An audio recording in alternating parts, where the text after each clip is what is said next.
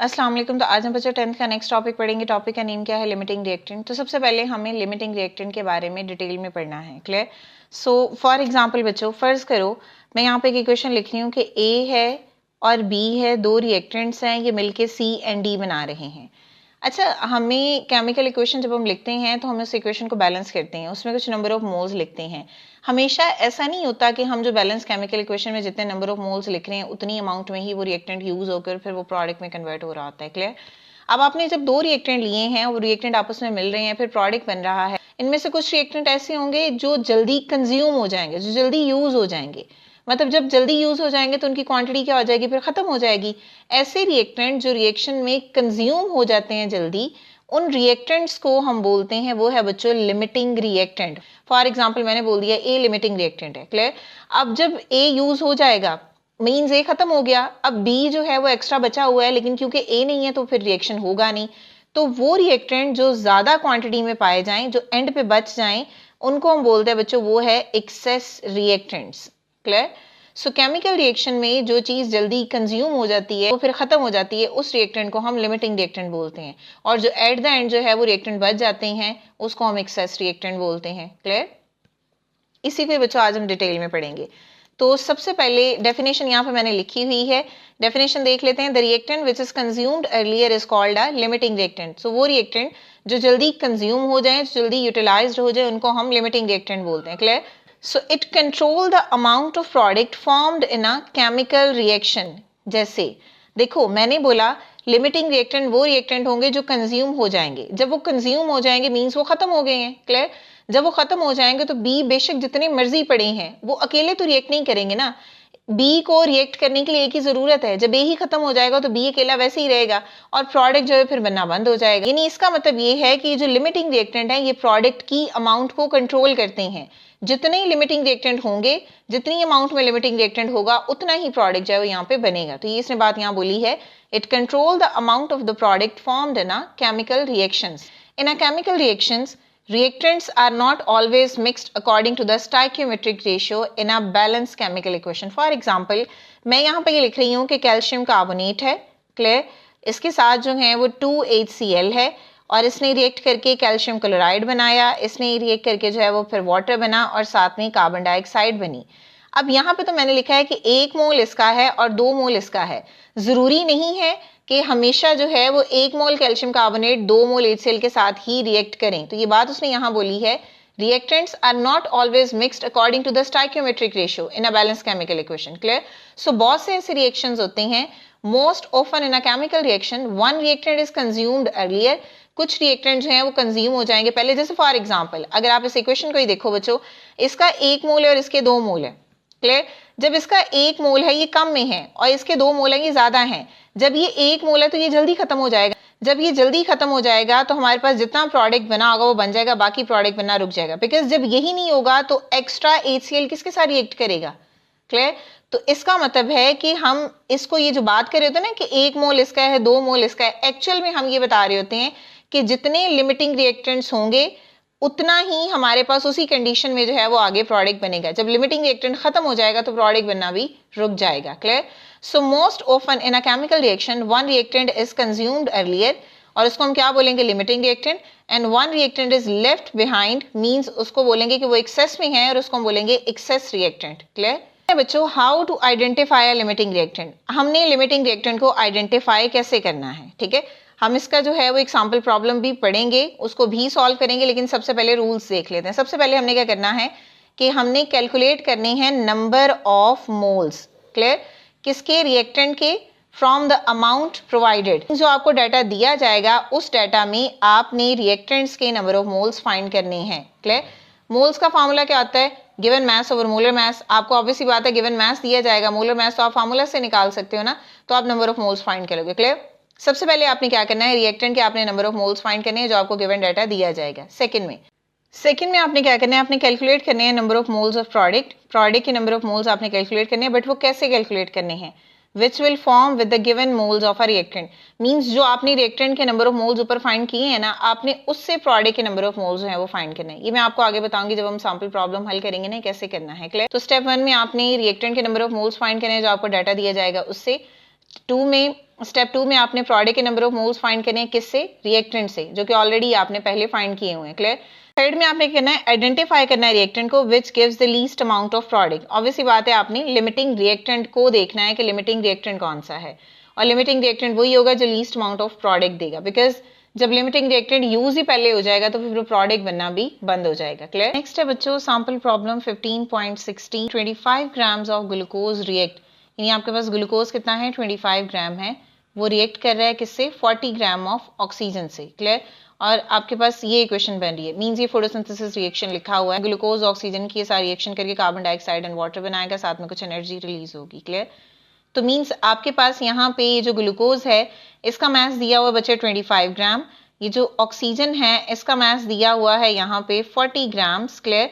और आपने क्या करना है, आपने इसका जो है वो मास बताना है। क्लियर। तो आप अगर स्टेप आपको याद हो तो मैंने आपको क्या कहा था, सबसे पहले आपने रिएक्टेंट्स के नंबर ऑफ मोल्स फाइंड करने हैं, तो आपको मास दिया हुआ है, मोलर मास आप इन फार्मूला से निकाल सकते हैं। Clear.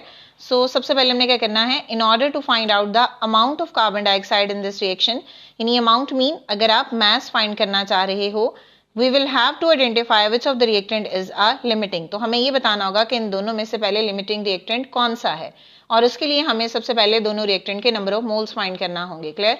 So number of moles of glucose is equal to given mass over molar mass. Given mass कितना है बच्चों 25, और मोलर मास इसका कितना है, सबको आप प्लस कर दोगे, ठीक है, और वो होता है 180। आप इसको डिवाइड करोगे तो आंसर आएगा 0.138 मोल्स। बच्चा आपकी बुक में इसका सोल्यूशन गलत लिखा हुआ है, इसको करेक्ट कर लेना, 0.138 मोल है। इसी तरह ऑक्सीजन है, ऑक्सीजन का मास कितना है, गिवन जो दिया हुआ है ये देखो 40 ग्राम है, 40 को डिवाइड करोगे ऑक्सीजन के मोलर मास है विच इज 32, डिवाइड करोगे तो आंसर आएगा 1.25 मोल। तो आपने ये रिएक्टेंट के नंबर ऑफ मोल्स फाइंड कर लिए। क्लियर। अब आपने क्या करना है, इस रिएक्टेंट के नंबर ऑफ मोल्स से आपने कैलकुलेट करना है प्रोडक्ट के नंबर ऑफ मोल्स, और वो प्रोडक्ट कौन सा है, कार्बन डाइऑक्साइड। क्लियर। क्या करना है, कैलकुलेट करें number of moles of carbon dioxide, यानी प्रोडक्ट है यहाँ पे, और किससे फाइंड करने हैं, रिएक्टेंट से। अब ये जो कार्बन डाइऑक्साइड है ये बेसिकली बच्चों क्या है, ये है प्रोडक्ट। अगर आपको स्टेप 2 याद हो तो मैंने आपको क्या कहा था कि आपने प्रोडक्ट के नंबर ऑफ मोल्स फाइंड करने हैं रिएक्टेंट से, और वो कैसे फाइंड करने हैं, वो आपने इक्वेशन के अकॉर्डिंग करने हैं। तो यहाँ पे इक्वेशन को रीराइट करो, तो C6H12NO6 plus 6O2 arrow 6 carbon dioxide plus 6H2O। Clear. तो सबसे पहले आप ग्लूकोज को कंपेयर करो कार्बन डाइऑक्साइड से, फिर आप ऑक्सीजन को कंपेयर करोगे कार्बन डाइऑक्साइड से। क्लियर। तो चलो कंपेयर करते हैं। अगर हमारे पास अब इसके मोल कितने हैं बच्चों, ये है 1 मोल, यहाँ पे ये 6 है तो ये कितना है 6 मोल्स, यहाँ पे ये भी 6 है तो ये कितना है, ये भी 6 मोल्स, यहाँ पे ये 6 है तो ये भी कितना है, ये भी 6 मोल्स है। क्लियर। अब 1 mole glucose 6 mole carbon dioxide produce कर रहा है, तो हम यहाँ पे लिखेंगे जो 1 मोल ऑफ ग्लूकोज है क्या प्रोड्यूस कर रहे हैं, गिव्स कितने मोल, मतलब आपने सबसे पहले ग्लूकोज को कंपेयर करना है कार्बन डाइऑक्साइड से, फिर आपने ऑक्सीजन के मोल्स को कंपेयर करना है कार्बन डाइऑक्साइड से। 1 मोल ग्लूकोज हो तो वो कितने मोल कार्बन डाइऑक्साइड प्रोड्यूस कर रहे हैं, 6 मोल, तो यहाँ पे हम लिखेंगे 6 मोल्स ऑफ CO2। क्लियर। अब यहाँ पे आपके पास कितने नंबर ऑफ मोल्स आए हैं ग्लूकोज के, 0.138। अब 1 की बजाय हम लिखेंगे 0.138 मोल ऑफ ग्लूकोज। तो कितने मोल्स कार्बन डाइऑक्साइड के बनेंगे, आप सिंपली 6 को मल्टीप्लाई कर दोगे 0.138 से, मल्टीप्लाई करोगे तो आंसर आएगा बच्चों 0.828, ये हमारे पास आ जाएंगे मोल्स। क्लियर। 0.828। इसी तरह आपने अब ऑक्सीजन के मोल्स को कार्बन डाइऑक्साइड से कंपेयर करना है। 6 मोल ऑक्सीजन है। क्लियर। तो यहाँ पे क्या है 6 मोल ऑक्सीजन, तो यहाँ पे क्या आएगा 6 मोल्स ऑफ ऑक्सीजन, और ये कितनी कार्बन डाइऑक्साइड को प्रोड्यूस कर रहे हैं, गिव्स अगेन 6 मोल ही है carbon dioxide. Clear. 6 moles of carbon dioxide. आपने यहाँ पे क्या करना है, आपने 1 मोल के लिए पहले वैल्यू फाइंड कर लेनी है, तो 1 मोल के लिए क्या होगा, 6 को आप डिवाइड कर दोगे 6 से, ठीक है। फिर आपने ये जो आंसर निकाला है इतने नंबर ऑफ मोल्स की वैल्यू फाइंड करनी, जैसे आपने ग्लूकोज की है, तो अब यहाँ पे क्या आएगा 1.25 moles of oxygen give rise to, ये 6 से कट जाएगा तो 1 आ जाएगा। अब 1 को मल्टीप्लाई करो 1.25 से, तो आंसर आएगा 1.25 मोल। क्लियर। तो ये आपके पास दोनों के नंबर ऑफ मोल्स आपने निकाल लिए, तो आपने दोनों रिएक्टेंट को यूज करते हुए प्रोडक्ट के नंबर ऑफ मोल्स निकाल लिए। अब अगर आप बच्चों ग्लूकोज का इस्तेमाल करते हो, क्लियर, अब ऊपर वाले केस में यहाँ पे आपने ग्लूकोज को कंपेयर किया है, ग्लूकोज के केस में ये नंबर ऑफ मोल्स बनते हैं, क्लियर। बट अगर आप यहाँ पे ऑक्सीजन को एज अ रिएक्टेंट यूज करो तो उस केस में ये नंबर ऑफ मोल्स बनते हैं। अब जिसमें नंबर ऑफ मोल्स बच्चों कम बनेंगे, इट मींस दैट वो रिएक्टेंट लिमिटिंग है, वो जल्दी खत्म हो गया और प्रोडक्ट बनना खत्म हो गया है, ठीक है। तो इट मींस दैट ग्लूकोज क्या होगा, लिमिटिंग रिएक्टेंट होगा, और यही नंबर ऑफ मोल्स जो है वो हम लेंगे कार्बन डाइऑक्साइड का मास फाइंड करने के लिए। बात दोबारा बच्चों सुनो, ये ग्लूकोज है, ग्लूकोज से इतने कार्बन डाइऑक्साइड के मोल्स बने, ये ऑक्सीजन है, ऑक्सीजन से इतने कार्बन डाइऑक्साइड के मोल्स बने। अब आपने ये देखना है कि दोनों रिएक्टेंट में पहले लिमिटिंग रिएक्टेंट कौन सा है।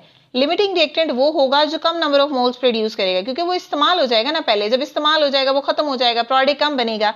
इट मींस दैट यहाँ पे ये जो ग्लूकोज है ये क्या है बच्चों, ये है लिमिटिंग रिएक्टेंट।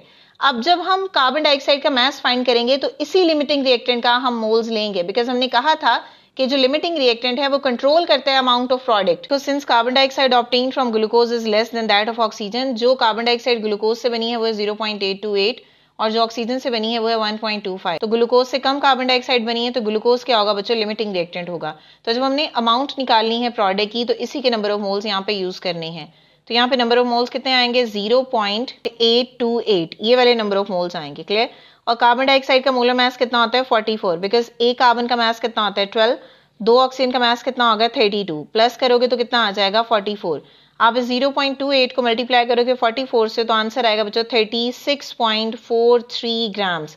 और ये हमारा मेन कंसर्न था, हमने मास फाइंड करना था प्रोडक्ट का और वो हमने कर लिया, क्लियर। यहाँ पे देखो क्विक चेक है, if you react the 100 grams of chlorine, यहाँ पे ये क्या है 100 ग्राम्स क्लोरीन है, so react with the 500 gram of potassium iodide, which reactant will be the limiting reactant. आपने यहाँ पे ये बताना है कौन सा रिएक्टेंट है वो लिमिटिंग रिएक्टेंट है। तो सबसे पहले आपको दोनों रिएक्टेंट दिए हैं, जो क्लोराइड है उसका मास दिया हुआ है 100 ग्राम और जो पोटेशियम आयोडाइड है उसका मास दिया हुआ है 500 ग्राम। आपने दोनों के नंबर ऑफ मोल्स पहले फाइंड कर लेने हैं रिएक्टेंट के, क्लियर। तो देखो अब सबसे पहले हम नंबर ऑफ मोल्स रिएक्टेंट के फाइंड करेंगे क्लोरीन और पोटेशियम आयोडाइड के। उसका फॉर्मूला क्या होता है, मास ओवर मोलर मास। मास दिया हुआ है क्लोरीन का 100 ग्राम, मोलर मास कितना होता है 70.90, बिकॉज एक क्लोरीन का मास कितना होता है 35.5, मल्टीप्लाई कर दो उसको 2 से, तो ये हमारे पास नंबर ऑफ मोल्स आ जाएंगे क्लोरीन के। इसी तरह आपने पोटेशियम आयोडाइड के नंबर ऑफ मोल्स भी फाइंड कर लेने हैं। गिवन मास है 500 ग्राम जो कि हमें दिया हुआ है, मोलर मास जो है वो 166 ग्राम पर मोल है। ये दोनों के मैंने मैसेज लिखे हुए हैं, इनको आपने सिंपल प्लस कर देना है तो आपके पास मोलर मास आ जाएगा। अब आप इसको डिवाइड करोगे तो आपके पास क्या आ जाएंगे, नंबर ऑफ मोल्स आ जाएंगे। तो ये हमारे पास एक केमिकल इक्वेशन है। अब इसको ये नंबर ऑफ मोल्स को कंपेयर करते हैं। यहाँ पे क्लोरीन के नंबर ऑफ मोल्स, यहाँ पे कुछ नहीं है तो ये 1 मोल है, यहाँ पे 2 है तो ये 2 मोल आ जाएगा, यहाँ पे भी 2 है तो ये 2 मोल है, यहाँ पे कुछ नहीं है तो ये 1 मोल आ गया। तो इक्वेशन को देख के हमने नंबर ऑफ मोल्स लिख लिए, ठीक है। तो सबसे पहले अब हम क्या करेंगे, एक मोल जो क्लोरीन है वो रिएक्ट कर रहा है how many moles of potassium iodide, मतलब एक मोल क्लोरीन कितने पोटेशियम आयोडाइड के साथ रिएक्ट कर रहा है, वो कितने हैं 2 मोल्स। अब हमने क्लोरीन के नंबर ऑफ मोल्स अगर आपको याद हो तो ये हमने कितने निकाले हुए हैं 1.410, क्लियर। अब हम क्या करेंगे, यहाँ पे 1.410 लिखेंगे और इस नंबर ऑफ मोल्स के साथ मल्टीप्लाई कर देंगे, क्लियर।